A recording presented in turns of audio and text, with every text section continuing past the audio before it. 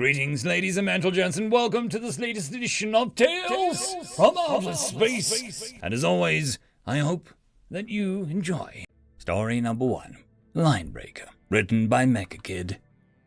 Admiral Qatari stood on the bridge of his flagship Arundi's Pride, watching the progress of the campaign. The forge was a cluster of black holes that dominated the sector, preventing FTL navigation. The isolating of the Omegon system, a natural fortress in space. The only two sublight passages in or out of the system, the Dominus Cut and the Gate of Engroth, were both held by Krovac forces. Inside of the forge were massive shipyard complexes, marshalling points for invasion fleets. Alliance forces couldn't push past the Omegon system, nor could they ignore it. It was time to bring in the Linebreaker. 2 days later, the human ship Vulcan's Hammer arrived as requested. The Qatari studied the designs, both amused and disgusted at the same time. Humans, it seemed, took no sense in beauty in their ships. They were nothing like the fast and stunning lines of his own Arundi flagship, nor did it have the graceful lines of the Seti cutter. The humans had built a blunt ship with hard angles, at 10 kilometers long and 2 kilometers wide. Over half the ship's tonnage was devoted to a strange concept the humans called armor. It was hard to believe that a spacefaring race would use such primitive methods of protecting their ships when battle screens were available. But time and time again, the human ships had shown the ability to take abuse and shrug off damage well after the battle screens had failed. Another quarter of the ship was an offensive system. While most of the galaxy prefers plasma-based weaponry, the humans had again settled on brute force, mounting slug throwers in a bewildering array of sizes. Even the point defenses were projectile-based. "Captain, I'm sure you're aware of the defense of the Omegon system." "Yes, Admiral. What is your plan then, Captain?" "Sir, at the go signal, UNS Vulcan's Hammer will approach the Dominus Cut. Upon entry into the cut, we will begin bombardment of fixed installations. Krovac mobile units will be dealt with by direct-fire gauze cannons. We will continue to assault until the enemy forces are eliminated or surrender." "You are aware that your combined fleet will not be able to assist this attack, correct? No Arundi or Seti ship can stand the firepower of those guns." "Yes, sir. Don't worry. The Hammer is a tough old witch. She can take it." "Then I leave the details to you, Captain Ross. You humans are supposed to be the experts in this kind of thing." "Understood, Admiral." 3 hours later. "Admiral?" "Yeah, what is it, Captain?" "Sir, a signal from Vulcan's Hammer. We're opening the door." "Very well. I shall be there in a moment." The Vulcan's Hammer slowly began to move forward, then gathered speed under full acceleration.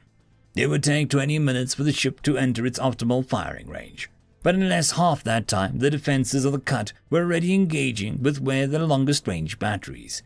The forward shields of the Hammer glowed a dull red under the plasma fire that would burn out smaller ships. 15 minutes after the Hammer began moving, the second layer of the cut's fixed defense began taking her under fire.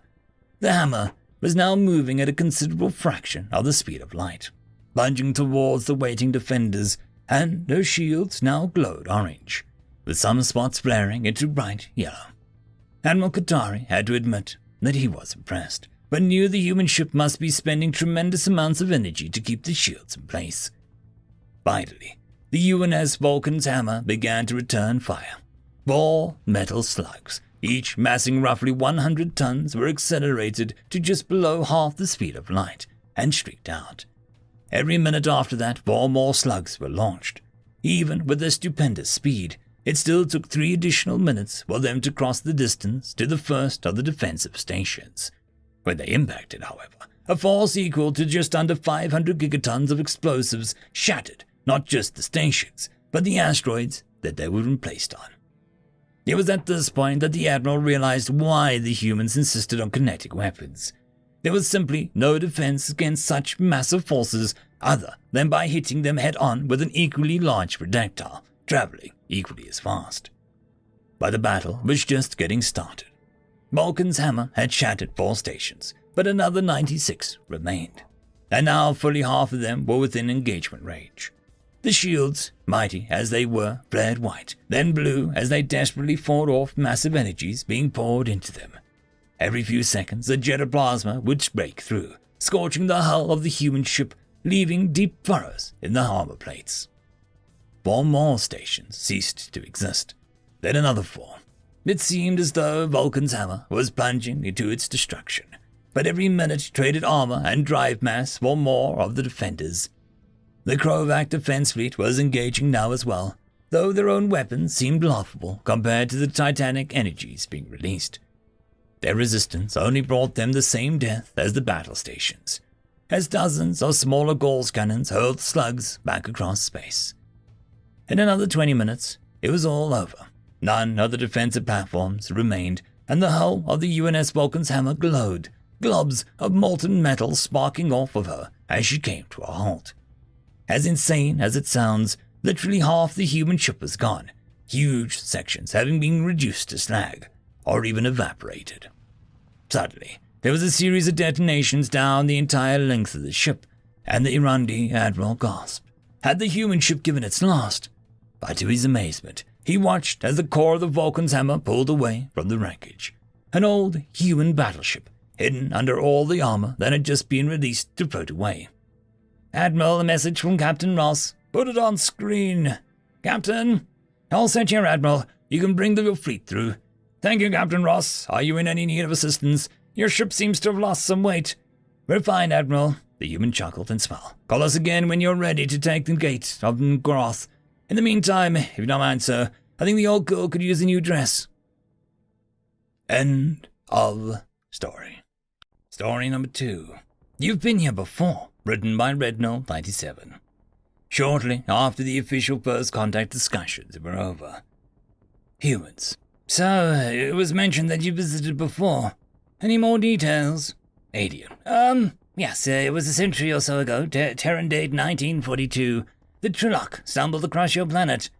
Human. "Oh, I can see why you wouldn't contact us back then." Alien. "The galaxy at large only learned about you recently, after the corresponding Turlokian files were declassified. But the Turlok never had peaceful contact in mind." "They wanted to attack us." "Yes, but they didn't because you scared the shit out of them." "Wait, what?" "How could they not be scared of you? You had between 3 and 4 million deaths in that year alone. There had been interplanetary wars that was half that body count, not to mention the ferocity with which you fought. Just look at Stalingrad, one of the main reasons given for leaving you alone. The fact that the Germans didn't surrender a week in was unfathomable to the Trilok. One of their war masters is quoted saying, 'If they don't surrender when they are surrounded by 2 million men while simultaneously starving and freezing to death, why would they surrender when their planet is surrounded? But they can sit in their warm houses.'" "Okay, I can see that. But still, we'd be pretty much defenseless, right?" "Against orbital bombardment, yes, but it would have ruined the planet as well.